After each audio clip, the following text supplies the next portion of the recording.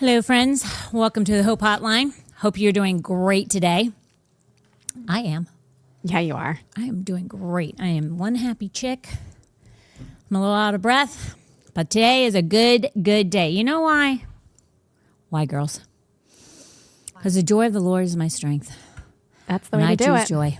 That's the way to do it. You know, some days when you have a really not great day, Yeah. you have to make decisions. What are your decisions? That it's going to be a great day. Oh, good. I'm not going to allow the circumstances to go on around me to affect me. Perfect. I'm not. Right. I refuse. Thank you. Some days. Like that, I always remind myself, Vanessa, my faith. Doesn't matter what you see around you. Yeah. Doesn't matter what's going on. Yeah.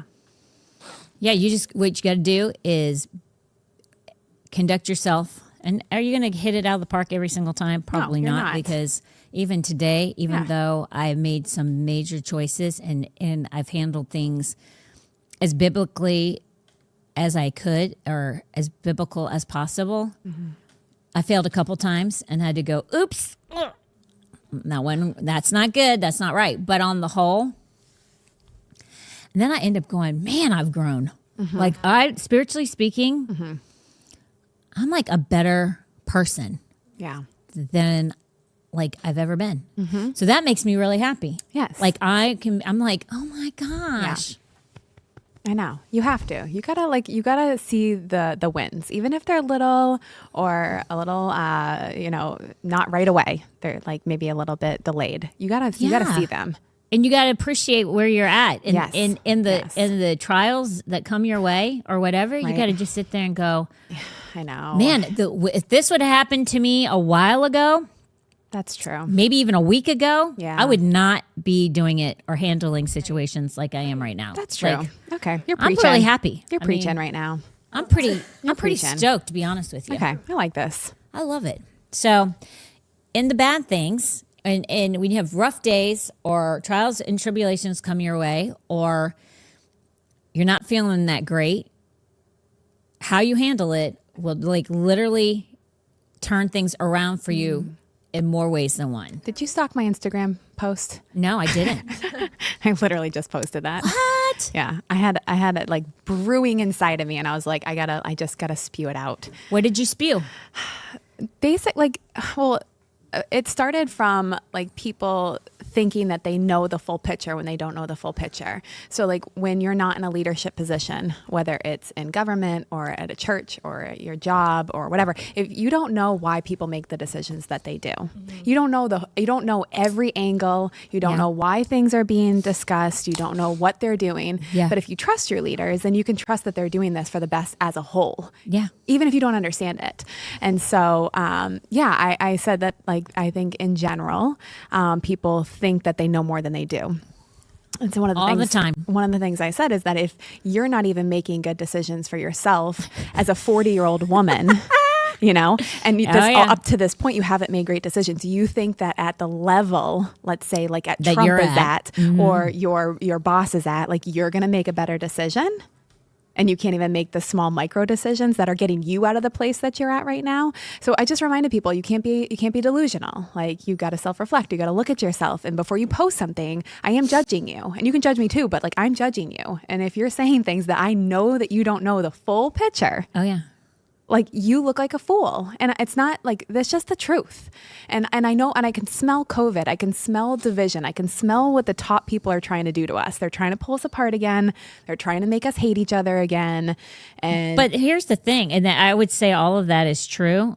I absolutely agree with you. Mm-hmm. But how people can't see what's going on right now in the world and not recognize it, like it is another COVID thing, and you're falling. I know. Like, remember this. Trump fell for COVID. So he's a man. Right. Lock, stock, and barrel. Right. Don't buy into everything. Maybe, Yeah. just maybe, he's a man.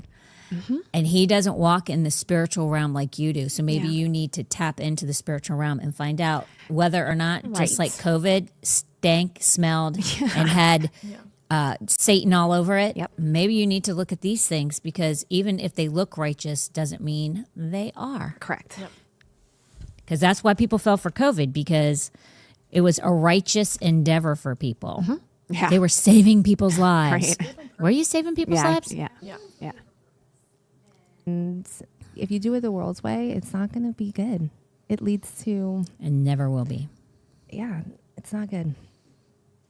at all. So good. I know, but it's pretty wild. Yeah. Yeah, it's pretty wild. Yeah. Yep.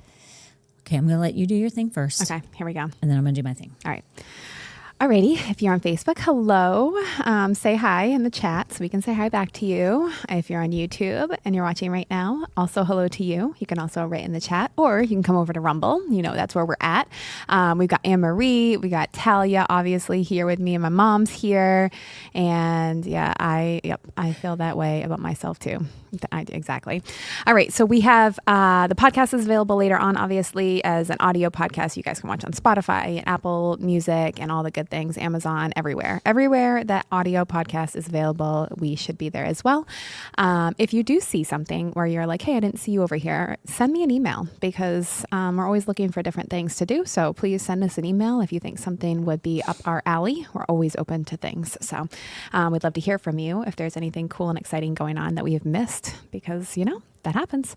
Natalie will be here very soon. I'm very excited about this one. We got some good stuff coming up, lots of questions. She missed March just because it kind of fell late. So we skipped the random falling in a different spot. So she'll be here April 15th. So if you do have questions, this is a good time to send them in. Ask Hope at hopehotline.com. I should be sending you an email back saying that I got it. So if I didn't and you've sent something, send it again, because I did just go through them and I didn't see anything. So if I missed it, please send it again. And we'd love to hear from you. We love your questions as well. And next is the Hope Hotline. Well, I guess that's on the other one. Let's do this one first. We've got the Hope Hotline. We're on Instagram and we're on TikTok, and we're obviously on Facebook right now, all the things we're streaming on as well. But we also have our Instagram and we have our TikTok. So if you want to follow us over there, good stuff over there. And then we have Hope, me, Talia, and Vanessa on TikTok. And Pastor Tom, I lost my worship one. Pastor Tom has his as well. And so you'll want to go over and check out his preaching clips and also his TLP clips as well, plus some new stuff that he's going to be doing. We are going to see Pastor Tom go live on Instagram on Fridays. So that's going to be really fun and exciting. And we'll get some information up for you guys soon about that. So he'll be live on Rumble and all the places he's been Tuesday through Thursday. And then Friday will be different. It'll be on Instagram, and it will be a different setup too. So it's Bible with Pastor Tom. So, or Bible with Tom Lightbley, right? Bible with Tom Lightbley? The Bible with Tom Lightbley. Yep. So that'll be really exciting. So the little clips you've been seeing is kind of like a little preview of what you can expect. Be some really good stuff. So you'll definitely want to join in and be a part of that live as well. And I think that's it. I think that's what we got for today. Hot diggity. All right. I'm going to finish eating this M&M. What I want to do is today, I want to finish up on talking about love. Yeah. Because we didn't even get halfway done. No. So much. I think we got to love is obedience. We did. We did. Okay. So what I'm going to do is we talked about what love is. And a lot of times people think love is a feeling. Love is not a feeling. It's not an emotion. Love is evidence of something. Like what Vanessa just said, obedience. Those who love me obey my commandments. That's evidence that you love God by obeying him. And a lot of times it's way easier to be emotional. Yep. People thrive Yeah. on emotion. That's how they live. If you notice, a lot of people, they live in a drama-filled world. I mean, everywhere they go, drama follows them.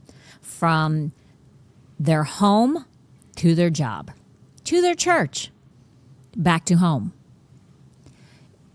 The reason is because they are an emotionally driven individual. Everything that they do is not spirit-led. It is a feelings oriented lifestyle. And that is a dangerous way to walk and dangerous way to live. We see it all the time because if you look at offense, what is offense? Right. It's an emotion. Right. It's a feeling. Right. It's real in the carnal realm, but is it real in the spiritual? Because in the spiritual, we're never to be offended. If you're a spirit-led individual, you're not an emotional-driven individual. So how can you be like offended? Right. It should just roll right off your back. Literally, you shouldn't even participate. True. If you are, I mean, there's just so many things that people live in their feels about. Right. From falling in love. And out of love. That's a big one right there. Yeah. That's how people get married and then get divorced. All emotion. Yeah. Well, and the crazy part is that people will know the pattern is following them everywhere they go, but they some reason don't think it's them. I know. How is that possible? Because they're it's like it always follows me. Right. Do you not know that you are the common denominator in all of it? Like if chaos Right. and drama follow you wherever you go. Right. Then you might be the problem. I mean, there's a very high probability. But it's so much easier to be like, no, it's somebody else. It's because they did this or they Right. did that, but you don't know what they did to me. Right. I was just telling somebody this earlier today. I like the world that I live in from my home life, like, and obviously Norma and Talia can attest to it because Norma lives with me and she won't lie. And Talia's there all the time and has always been since she's like 14 years old. Like our house is very chill. It's very calm. I mean, if there's a stir up, it is few and far between. And there have been stir ups, like, don't get me wrong, but like hardly ever. And it's very peaceful. I like tranquility. I like calm. Yeah. I cannot stand and I don't want to be around turbulence. I mean, okay, I'll let, am I, Talia, you got the microphone. Norma, you can go over there. Am I wrong? It's our house. Our house is like very chill. Like, No, yeah, definitely. And even if there is a stir up, it's immediately solved and it's always still everyone is like their voice is like the same. Like it's never raising, loud yelling, like ever. Unless it's Tommy because he's already loud. well, he's loud. Yeah, he's Like, just doesn't loud matter. to begin with. But he's not yelling at you. He's Right. just he a just very talks loud. Passionate. But yeah, no, and it's definitely always resolved immediately. for me. I'm like, if I see drama in my life, which I do every now and then, because I mean, you deal with people, but I'm like, that's not how I live.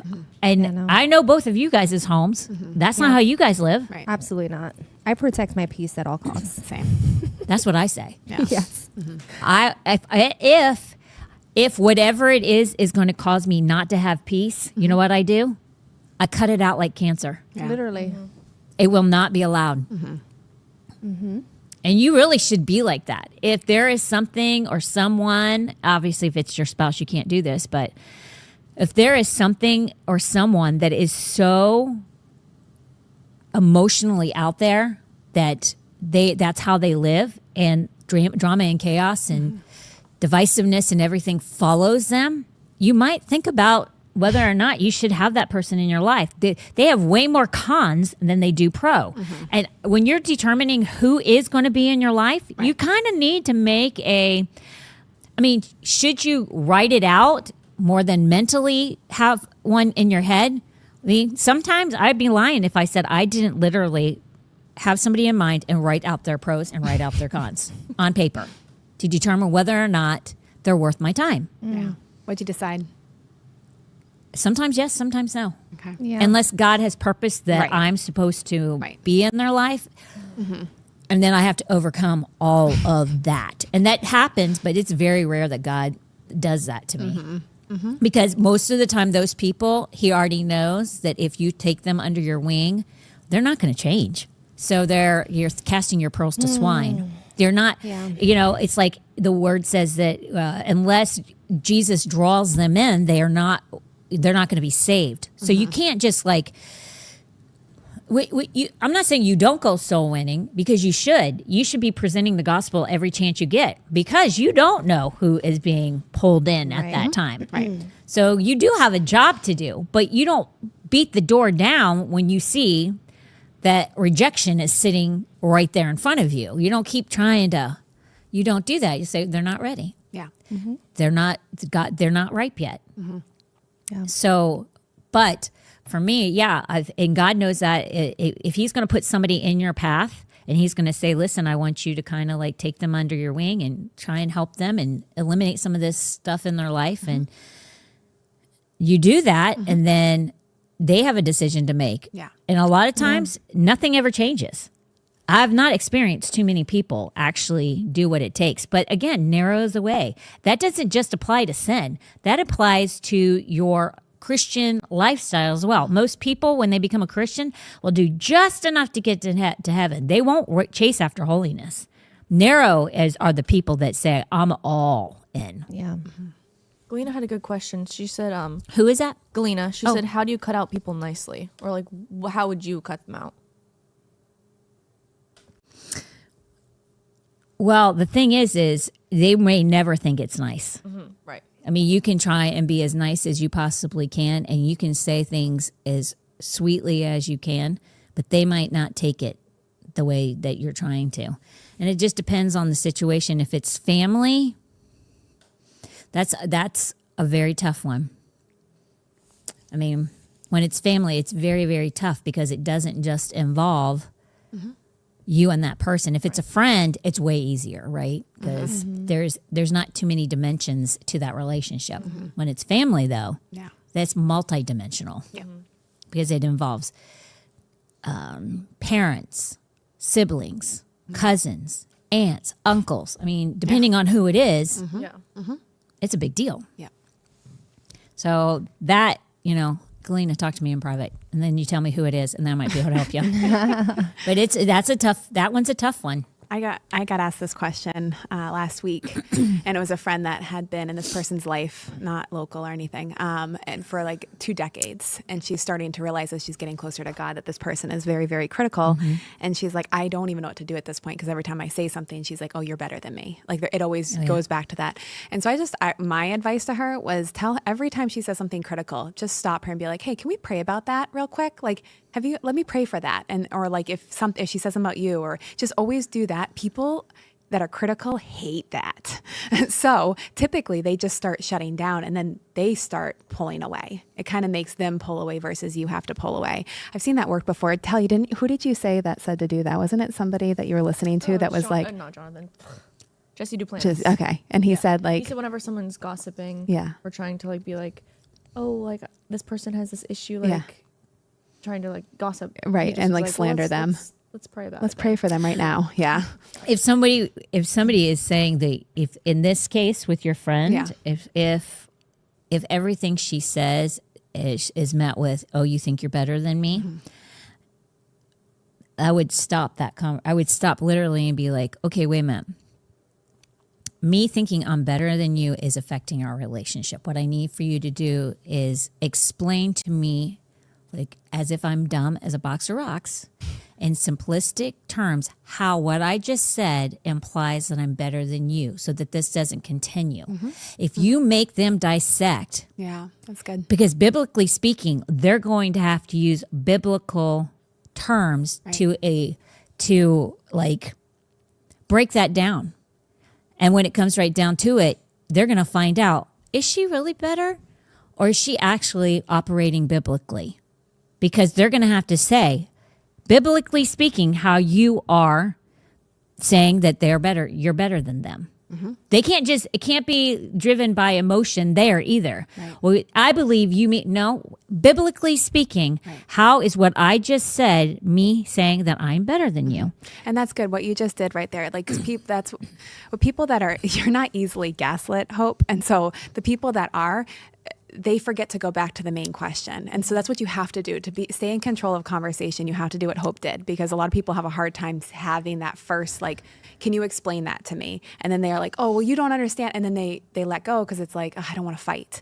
But if you just keep going back to, hold on a second, like, what, I'm just asking, like, what did I do that made you feel that way? If you just keep going back, they either have to answer it or they walk away. Because, and also if you put it in under the guise of, listen, you're saying that I think I'm better than you. This is ultimately at some point, because this keeps coming out of your mouth, it's going to affect our relationship. I don't want that to happen. Right.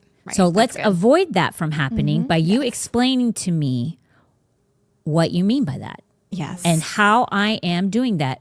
But you have to apply the Bible to what you're saying to prove what I'm doing. Not because you're going to use the Bible against me, but I need you to explain it to me biblically so I can fix myself. Yeah. Yeah. Yeah. It makes them say, you're weaponizing them to use the word against you. But really what's going to happen is if you are correct and you aren't the one, you're actually weaponizing them against themselves. Correct. And the Bible's super clear about how to deal with this kind of stuff too. You go to that person first, like Hope just said, you would talk to them first. And if it's not having any resolution and you want to continue this, try to like mend this relationship, then you bring the elders in and you bring somebody, like, for example, for Galena, for Hope, bring her in and have this, and then she'll direct you on how to handle these things. Because I do think... Let me sit down with her. There you go. Just kidding. Just kidding. Yeah. So the Bible's clear on how to handle it. All the time. All the time. I mean, the great thing is if people crack that sucker open, you save yourself a lot of heartache. Exactly. A lot of heartache. Especially if they are saying that they're Christians. Like if they say they believe the word, then perfect. Let's do you it. both have one truth. Yeah, let's do it, because we're only going to make each other better. Right. Let's do this. Yeah.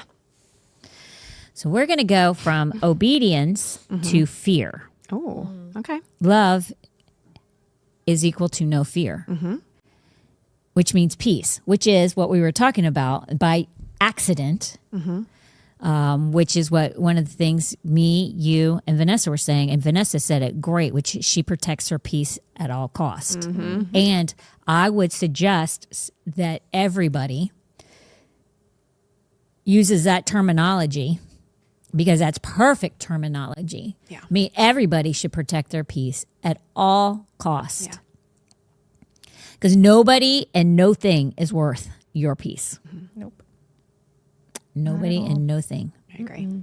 It's precious. Yeah. If you think of that, I mean, if you think of peace as being precious to you, I mean, it really, really, you should look at it like that. That's how we're supposed to live. And that doesn't mean being a peaceful person means you're a doormat. I don't think anybody in this room is a doormat by any means. But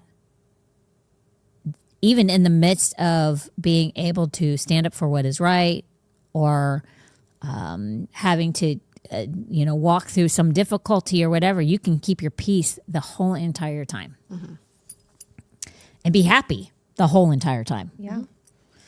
It doesn't have to. 1 John 4:18 says, perfect love expels all fear. And I will tell you that I see more people, I see fear being the thing that people battle more than anything, because usually fear is rooted, the root of fear usually has depression, anxiety, Right. things like that. Those are like stems or branches off the root of fear. And fear is deadly. Yeah.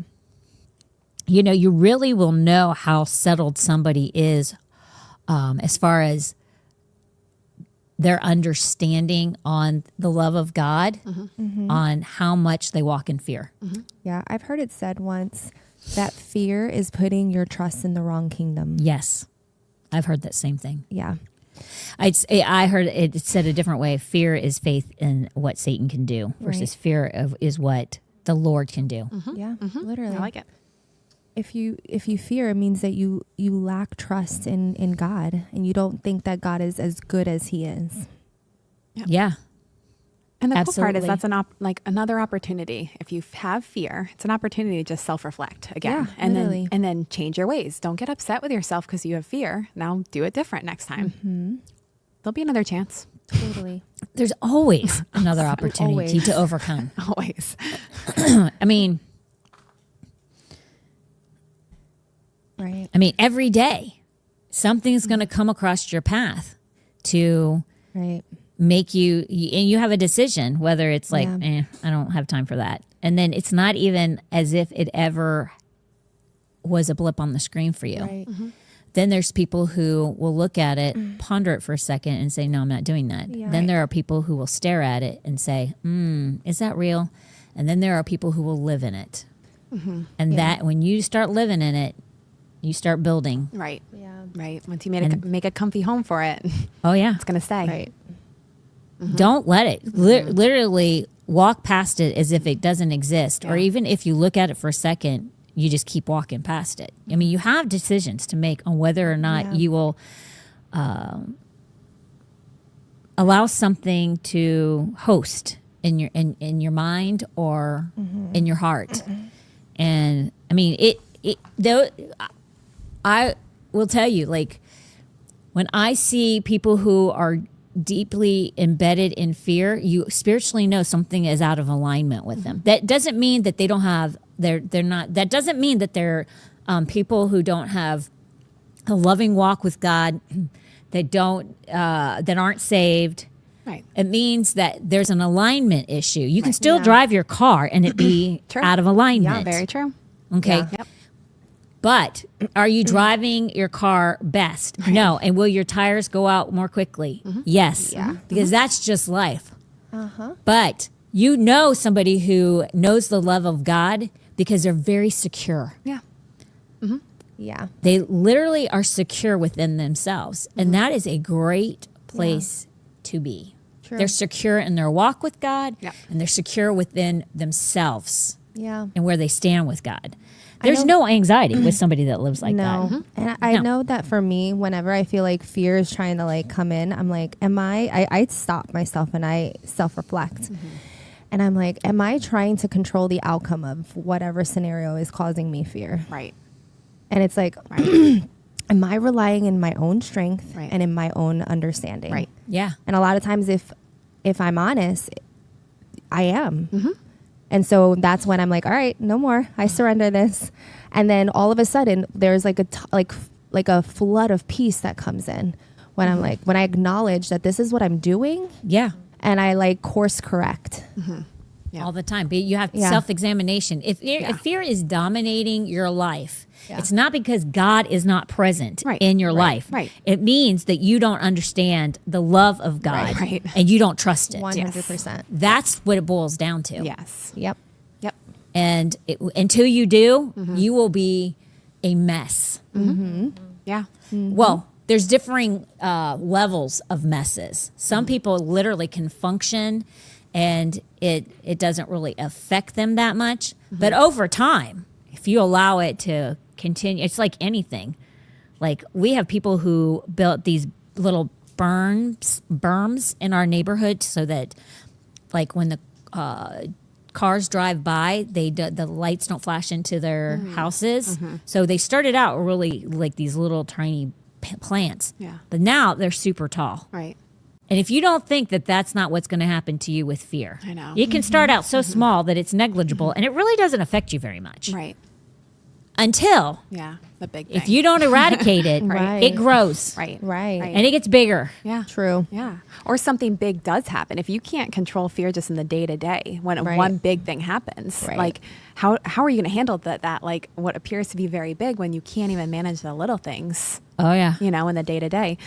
Today, Chair and I were going for a walk and we turned the corner of like where my house was. Yeah. And I look ahead of us and there's a body laying on the ground. And I was like, That's weird. Like, I know my brain can only do what it can do. And it's like reconciling. Is that a homeless person? Somebody have drugs? Like is that a human being? And so we start walking over to it and we're yelling and they're not moving. And then so Jer runs closer and I just grab my phone and I preach every Tuesday. If there is an emergency, like immediately God, like your immediate response is pray, go to prayer. My immediate response was I pulled out my phone and I pushed 911. I didn't even think about God, not even for 1 second. Not even for 1 second did I think about God. So I'm walking over and Jerry's like, call, because he got close to this person and he's like, call. And I was like, done. And I called. And so I'm like on the phone, I'm like trying, and I don't do excellent in these kind of situations. This is not my like excellence. I'll get better, but this isn't excellent for me. And so I'm like, she's like, where are you? And I'm like trying to say, and I'm like, oh my gosh, I know who this is. It's one of our neighbors and it's their son and he had a seizure. And so we're like, and he got up and he was fine. And he was so out of it, but he was okay. Right. And so we call the dad comes over, it's all fine. And until the dad, like this is all this time's going on. I'm still like not registering. And I'm like, I can feel like my heart's like racing and everything. And then he's like, oh, he has seizures all the time and blah, blah, blah. And I'm like, I want to pray for him now. Like, you know what I mean? Like, but it didn't it didn't click. And it's something that I preach all the time. So I went home and I was like, what's wrong with me? I'm like, God, what the heck? Like I missed that one big time. So did Tom. But okay. Let me tell you this story, and then you can finish. No, that's pretty much it. Oh, that's it. So I want you to add whatever you're going to finish up with this. Go ahead. So on Sunday, we're doing our Easter basket hunt, and Kristen has not been feeling good, and she ended up catching strep, and she's been praying against it. And I don't know if Norma had prayed for her, but she just was not feeling the greatest. So she says she doesn't feel very good and about her throat. And so Tom like asks her, do you want some Advil? Talia goes over to start praying for her. And Tom's like, I'm an idiot. And then he said, and then Talia prayed the most anointed prayer. He's like, he told me that. I was like, Oh, dang girl. like, that wasn't me. And Tom's like, I felt like an idiot. Yeah. I asked her if she wanted Advil. Literally. I know. Yeah, exactly. Because sometimes in moments, you're like, oh yeah, Yeah. I know. Yeah. It was I know. actually really funny because before that, like way before that, we were having a conversation, and I accidentally told someone to lie. And I know, he told me. Oh, I just spit again. Yeah. And so I just it spit was again. funny because we like swapped because he was like, so you're gonna lie? And I was like, oh, well, Actually. I guess. Oopsies. And then I was like, and then we switched. And then I was spiritual and he wasn't. Yeah, that's what he said. She just goes from telling somebody to lie, Yeah. and then she's praying up a storm over there. He was like, it didn't make him feel better about himself. I'll be honest with you. But he was like, what an idiot. I know. He's like, I know better than that. I know. But I know. Same. listen. Yeah. So as soon as I didn't even it didn't recognize, I was just like, oh my gosh, I hate the system, the education system, medical system, everything. So for my brain to go to that, immediately tonight, I was like flabbergasted. What the heck? I don't even know how to reconcile this. But I was like, okay, God, next time, Right. I'm going to do it right. And there will be a next time. And there will 100% there will be. And sometimes you say next time I'm going to do better. I know. Yeah. Because you know what you feel. Like you felt in that moment. It's like I was not who I am. Yeah. In that, it's so weird. And I've definitely missed other times, but this one was weird. This one really shocked me. I almost couldn't. And it wasn't even, I don't even know if it was fear, but what I could have done has been so afraid, so now every time I go around the corner, what if I see, that's where I can see that fear could start to grip people if they didn't immediately take it out. I just see it as what it was. He was totally fine. I reconciled it. He's fine. This happens sometimes. And so, go forward. Now I know how I'm going to handle this better. We learn our lessons. Well, yeah, exactly. Just got the way I normally would. So yeah, that was, but I can see where people allow fear to creep in. I can see especially when you miss an opportunity and you know better and you preached and you've done all that. I could see where the enemy could be idiot, you know? So. Oh yeah, 100%. completely. That's funny though. I'll tell Tom that'll make him feel a little bit better about himself. Good, I'm glad. You did the same thing. Well, you call 911. He didn't need 911, literally but called whatever. 911. It doesn't matter. I mean, he did look like he wasn't alive. So That's kinda scary. That was a little freaky. And it's in it's in my neighborhood. That's like, it's Out of the norm. Elderly people. There's never will be a homeless person. It was the middle of the day, and like how nobody else saw it. Like it was just such a weird scenario, and it happened so fast. But still, like I can respond well, but man, that one threw me off. That one threw me for a loop. That would have. People would be lying if they said they wouldn't have probably thrown them for a loop. I mean, they might have still prayed, but it would have still thrown them for a loop. Because even the disciples, listen, the disciples had just, the 70 had just been sent out, and they were seeing lames, the lame healed, the deaf speaking, the blind seeing. They literally had just experienced miraculous sights, and it was at the hands of their hands. Right. Jesus didn't go with them; He sent them out and said, "You will do these things." And then they come back, and they see the boy having a seizure. And they can't get the father goes to Jesus, and he's like, your disciples couldn't cast out the demons, and they just came back from doing all these miracles. I feel worse now. Thank you. It happens. As bad as them. It happens. But me too. Like we see miracles every Tuesday, and then here I am with a perfect opportunity, and it happens. You live and learn. Yeah, that's how you do it. I am.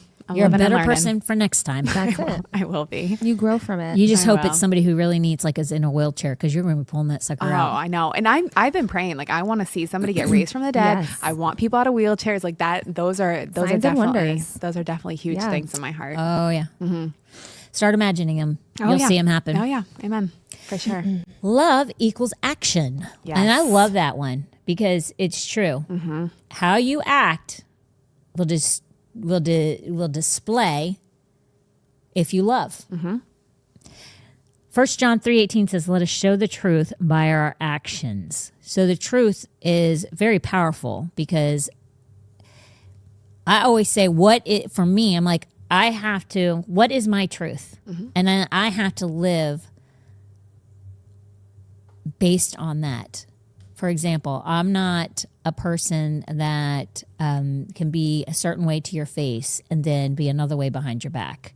My truth is I'll be nice to you, I'll be kind to you, unless it can't be like that.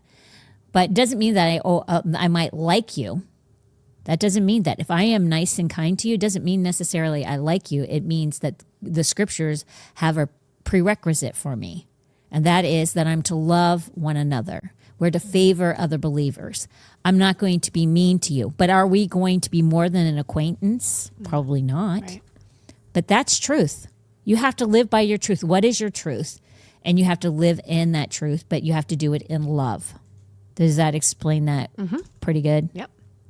James 2:15-17 says, "Suppose you see a brother or sister who has no food or clothing, and you say goodbye and have a good day. Stay warm and eat well. But then you don't give that person any food or clothing. What good does that do?" Love is actually what you consistently do. Who you are. And is that somebody who displays love? Or is it somebody who stirs up strife and dissension? And there are a lot of people that's how they live. Yep. And that's not love. No. And you will have, again, chaos, rampant in your home, in your workplace, in your church. You can't live like that. That means that when you're not comfortable, you still do it. That's not an option. You follow through on what you say. Right.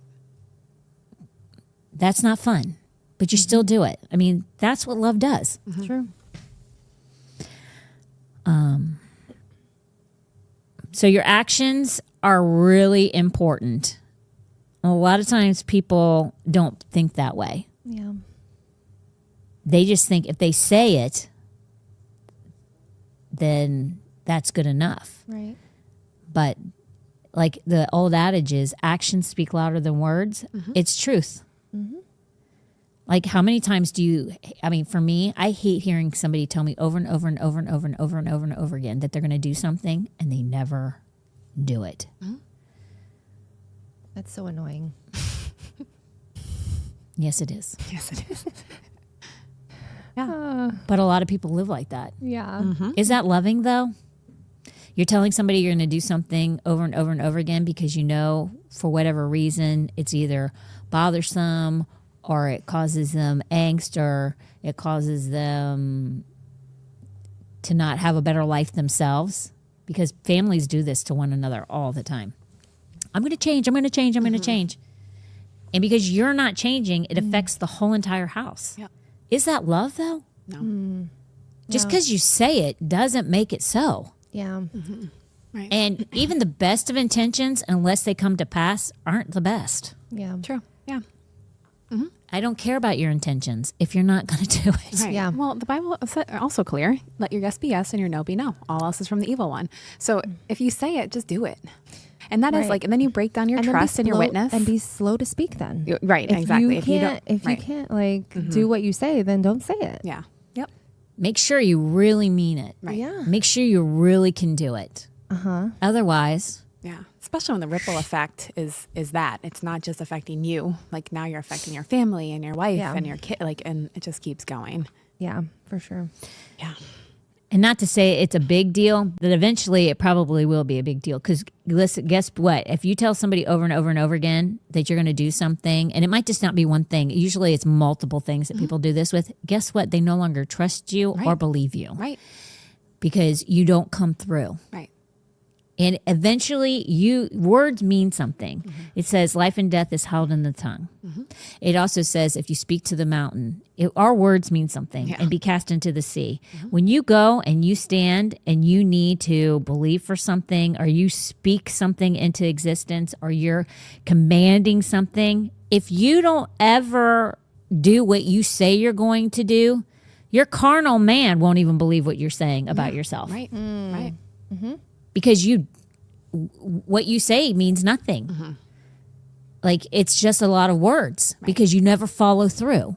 Follow through is key. Follow through is key on so many things. Eventually, people don't believe you, but you won't even believe you. Right. The Holy Spirit won't believe you Oh Right. no. True. because words mean nothing. Yeah. And they mean everything. Yeah. What you say means everything, because it's just like Tracy said, let your yes be no. Let your yes be yes and your no be no. For anything more than this is from the evil one. Yeah.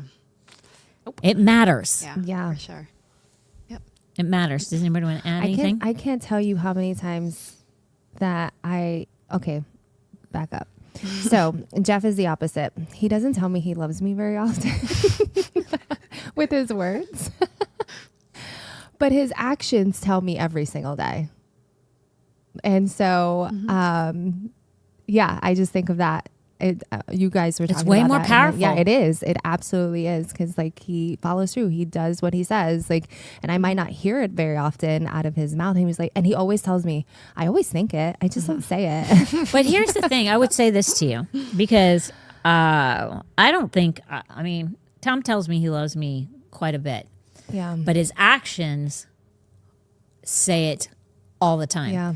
And here's the thing, like for me, and this is where I think it's way more powerful for the actions, because Valentine's Day is so important to so many people. It's because it's the one day that there's an action involved from the person that they love. Right. They're showing them an act of love on that day. Right. But for me, I don't care about Valentine's Day. Yeah. It makes no difference to me because I get it pretty much every day. I don't need one day. Yeah. One day matters to me nothing. I'd rather have it all throughout the year. True. And most people don't Word. get it Yeah. all throughout the year. That's why it's so like, you're going to make sure we do something on Valentine's Day, right? And that's a great way to make sure that that person loves you every day Yep. It's true. by being like that. Don't let it be so important. Don't let one day be more important. Try and make it so that every day has that importance. Yeah. That's how I feel about Easter. You know, like it's like, yeah, Easter's great. Like he Right. came back alive again, but like every day, like Monday, the day Yeah. after Easter, I needed him to be alive. Yeah, Tuesday, I Tuesday, needed him to be Wednesday. alive. Like the resurrection power is like, I don't, there's no way to operate without it every single day as a Christian. And so, yeah, I love reflecting on it, but like I reflect on it all the time, you know, like it's not like for Yeah. me, Easter is like, of course we're gonna Yeah. be happy about this. Good Friday is so, to me, Good Friday is so like, that's a powerful. Me too. That's a powerful day. No, I agree. Good Friday every year, it like does something inside of me. That one's way more important to me than Easter Sunday because that's the day that Yeah. it was Yeah. all said and done. Yeah, he took everything that day. Everything that day. I always think of Saturday when it was silent. And everyone's just kind of like, what do we do now? Yeah, that would be wild. That must have been rough. disciples went back to like Peter went back to fishing and like everyone's be just rough. like, That would be rough. And especially if Man. you're Peter. yeah, Because Yeah. and then he's having to like process what just happened, what he did. Yeah. I mean, talk like- about having no closure. No, Yeah, that would be tough. like Saturday, I'm That'd be always rough. like thinking of that. Like, man, it's so silent right now, and like guilt. Sunday is like right around the corner, but they don't like they Yeah, they should have don't. known because he said he was coming but back. did they? Yeah.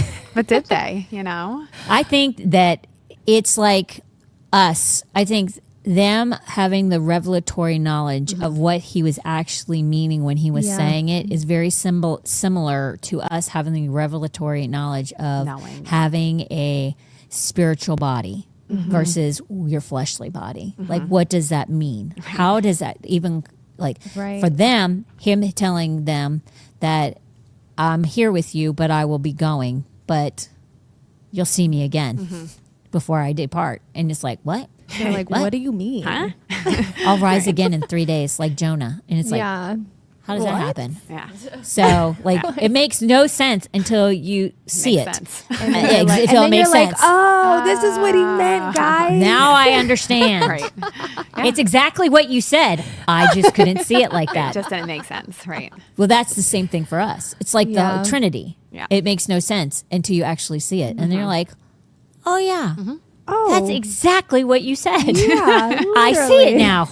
It's like one of those, you remember those paintings or those pictures that there was a picture inside of a picture? You just had to cross your yeah. eyes Yeah, a little yeah, and then you could see it. yeah. That's how that is. That's good. It's going to be just like that. And then it'll make complete sense. Right. Yeah. Until then, nah. Yeah. Yeah. Yeah. Yeah. We're just going to have to try and figure it out the best way we can. And And when he it'll never did- make sense. And when he did come back, like he went to Peter, you know, like So and sweet. restored him. Like that whole That is story, so precious. It's so precious. That And he made- asked Peter, "Do you love me?" 3 times, the way you know the same amount of times that Peter rejected him. Right. And then he was like, "You're the rock that I'm going to build my church on." Like, So good. man, it's the whole thing. So special. Huge. And if you think about it, I don't know if Peter would have been able to do what he did if the Lord hadn't done that for him. You know, because I don't know. He loved God. Or he loved Yeah. Jesus so much that guilt might have just, I know. Satan would have played with him and distracted him and made him feel like he was not usable. But Jesus knew exactly what he needed Knew to exactly. catapult him into Yes. a major ministry. Yes. And being the rock. Yes. Because he was the rock. I mean, Paul is obviously the big kahuna, but Peter was no slouch for sure. And for the Jews, he was no slouch. Right. And so it's just so powerful. It is such a powerful thing. And I mean, Paul, I love Paul, but I love Peter because Peter is really who we all are Yeah. in know. reality. Yeah. He's For really real. who all of us truthfully are. And so we're all redeemable. That's the great thing about Yeah, that. it's I just that. look at that True. story and I'm like, man, Me that's too. me. I know. No. I know. Slicing Every people's day. ears off. That literally. I know. I was like, that feels like hope.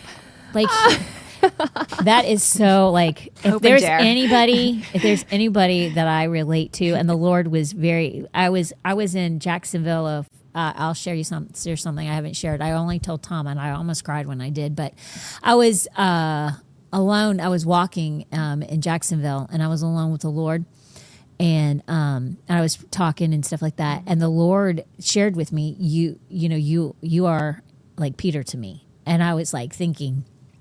When I thought it, I was like thinking, yeah, because I denied you.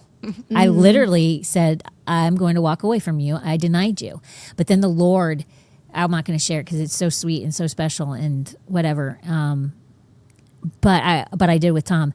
But when the Lord actually shared with me why I was like Peter to him, if you ever want, I never even asked the Lord. Like the Lord has told me about Tom and who he identifies him as, and Tom knows as well, like biblical characters that the Lord references you to be. Like that's never happened to me. I've always been like Martha, for crying out loud. Martha, right Hey, here. Martha. Yeah, no, that's huge. quit working, and Yeah. but then with the Lord, that to put it in a perspective of like somebody that he like had a different relationship rather than a Martha or a Mary. It's so powerful, and like, that radically changed me, and Right. like spiritually speaking, that radically changed me. It put me in a different. I love that place. so much. Like you saw yourself as Martha, but he's like, nah. Nah, I Peter. never you're told him. Peter. I never told him I thought of myself as Martha. He knew. He knew. He knows your heart. Well, he's had to tell me, ease up, shorty.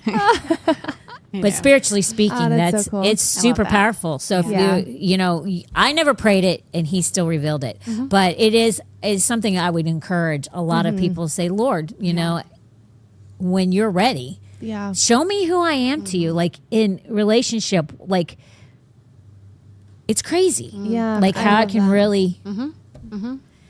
And it's so sweet and it's so special, and that's why I'm not going to share it Yeah. because that's Yeah, between yeah. me and That God. is- But man, I it was love so that. good. I love that Yeah. too.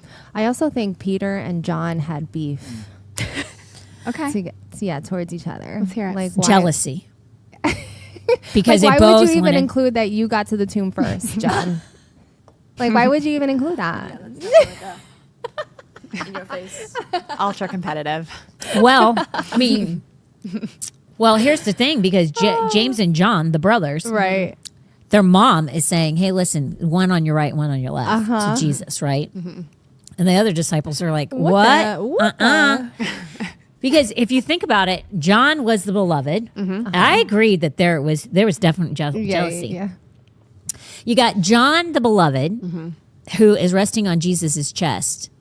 But then you have Peter, who is in the names mattered. And whoever was first was priority, was number one. And when Jesus named the disciples, he named Peter first. So like there was contention, and I don't dispute what you're saying, because I do think that they loved Jesus so much, Right. and they were so carnal, Right. and Yeah, both yeah, of them yeah. were zealots. Yeah, for sure. They were zealots. So both of them were kind of like James and John are sons of thunder, and then Peter, hello, he's a little wild thing himself. Peter is so Peter. neither one of them were like laid back. No. And both of them were in the Lord, to the Lord, both of them were extremely special. Like they, out of all the disciples, both of them held pretty high positions with him. So I could see that, Vanessa, 100%. Totally. Good. Yeah, so good. All right. Love equals forgiveness. You can listen. I'm going to tell you the most freeing thing you can ever do is to walk in forgiveness. It is like when you don't allow what anybody does to you to have any authority over your life, and it just rolls off your back. Like, it may be that you have to take care of some things if somebody does something to you, but you don't do it out of retribution, and you don't do it out of vengeance, and you don't do it to pay them back, and you don't do it to hurt them, like, or, one up them. Because that's what a lot of people do when they get hurt or bothered by people. They're like, oh, I'll see that. I'll do this. But when you're like, I'm going to handle this, but I'm going to handle it in such a way that, it's not probably going to make the person happy, but there's no emotion and there's no feeling and there's no like, I'm paying you back in it. You're just like, this is the way it is and it's okay. And hopefully we can figure it out. But even if you didn't, because so many people that walk in unforgiveness, they're constantly having conversations in their head. If I see them, I'm telling them this, or I'm going to do this to them, or I'm going to tell somebody about them because somebody needs to know that they do this. Do you know what I'm saying? How everybody, when you walk in unforgiveness, there's a lot of gossip, there's a lot of meanness. Yeah. Yep. But when you walk in forgiveness, man, it's freeing. Yeah. Yeah. It really is. I cannot express to you how freeing it is. And it's not that you don't care about the person, Right. but you just don't care about it. I know. I wish It's I could great. people that like can't forgive. Yeah. I wish I could just give them my brain for 1 second so they could like feel what it feels like to like they would know how it feels for me to forgive somebody that's hurt me and I've never gotten an apology for. I wish I could just have them feel it for like 2 seconds because I guarantee that would like change everything for them. Think about this. Whoever it is that you're really bothered by right now, they are literally renting space for free in your mind. Literally. Do you know what it would be like not to have them in your mind? Understand how freeing that is. I know. That's why I say that's good. having no authority over you. When you allow somebody to control your thoughts, they have authority over you. Right. They don't deserve it. I know. They don't. Nope. Don't let them have it. Don't do it. It's freeing. Oh my gosh. Like to just be like, it doesn't matter. Right. It's not that it's like they don't matter. Right. It just means that doesn't matter. It just doesn't matter. Right.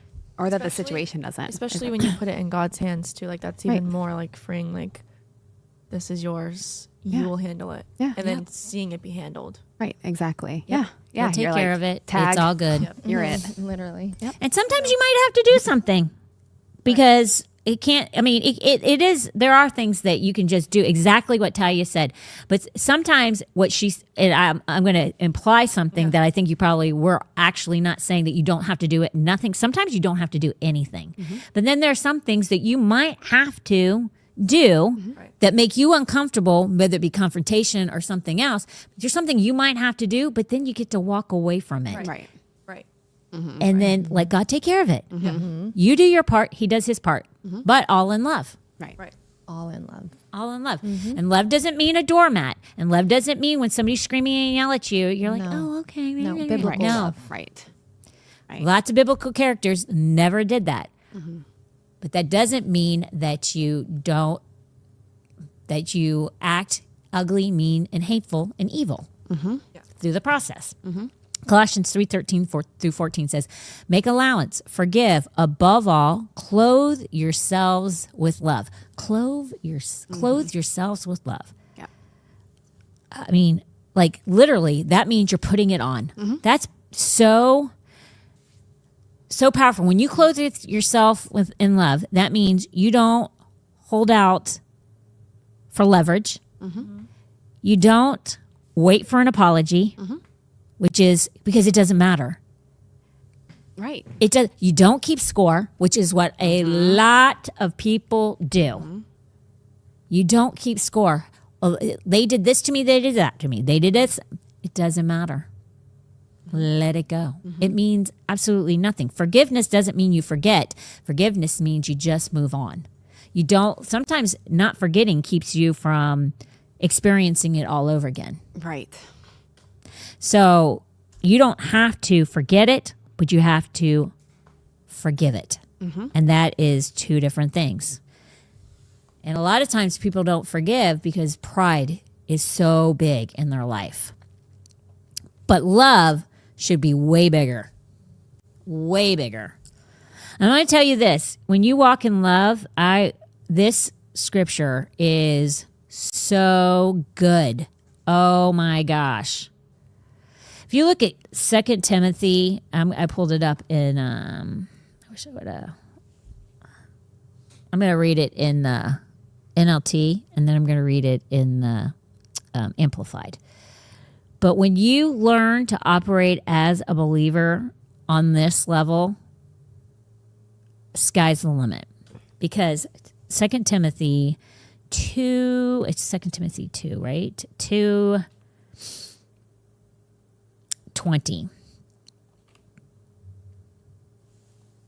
Okay. So it says, in a wealthy home, now think about this. This is so powerful.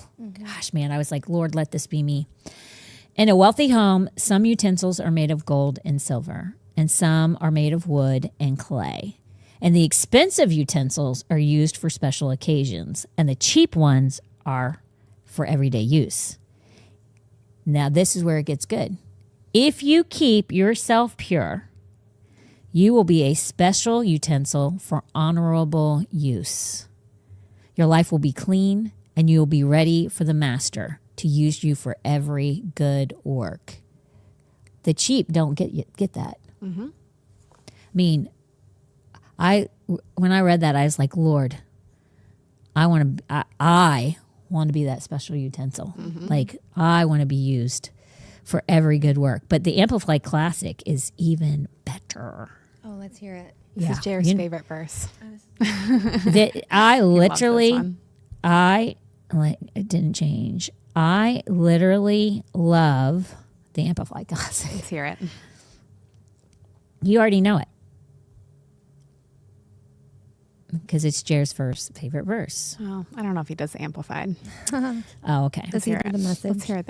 Yeah, I'll pull the message up. I'm gonna go up to 19 because 19 sounds way better in the Amplified than it did in the NLT. But it says on 19, it says, but the firm foundation laid by God stands sure and unshaken, bearing this seal, which is an inscription: the Lord knows those who are his, and let everyone whose names himself by the name of the Lord give up all iniquity and stand aloof from it. And then this is where it says, but in a great house there are not only vessels of gold and silver, but also utensils of wood and earthenware, and some for honorable and noble use, and some for menial and ignoble use. So whoever cleanses himself from what is ignoble and unclean, who separates himself from contact with contaminating and corrupting influences, that's powerful. Mm-hmm. Understand who you hang out with and who you dwell with matters. Will then himself be a vessel set apart and useful for honorable and noble purposes, consecrated and profitable to the master, fit and ready for any good work. Mm-hmm. You have to walk in love. Mm-hmm. You have to run to holiness. Yes. Mm-hmm. Love is an action. Love is obedience. Those who love me obey my commandments. That means you don't hang around the contaminated and the corruptible influences. Mm-hmm. The Lord would never allow that. Mm-hmm. Your action should reflect his character. Yep. And so write that down, because if you want to be used in a mighty way, then be a utensil made of gold and silver. And there's refining with those. Just remember that. Yeah. Those metals are refined. Let me read the message version. Of course. In a well-furnished kitchen, there are not only crystal goblets and silver platters, but waste cans and compost buckets. Some containers used to serve fine meals, others to take out the garbage. Because the kind of container God can use to present any and every kind of gift to his guests for their blessing. So yeah, you can be the waste can, or you can be the crystal goblet. There's your options. Yeah. Take them out. And a lot of people are just satisfied with being an everyday utensil, as long as they get into heaven. And that's not what that says. Right. No, thank you. Be the difference. Amen. Yeah. We will see you on Friday. Thank you for joining us. And ladies, not a late Friday. No, she's Wednesday the 15th. Yes, Perfect. next Wednesday. I knew next you week. were saying something, but I couldn't remember. So I guess we'll see you later. Bye.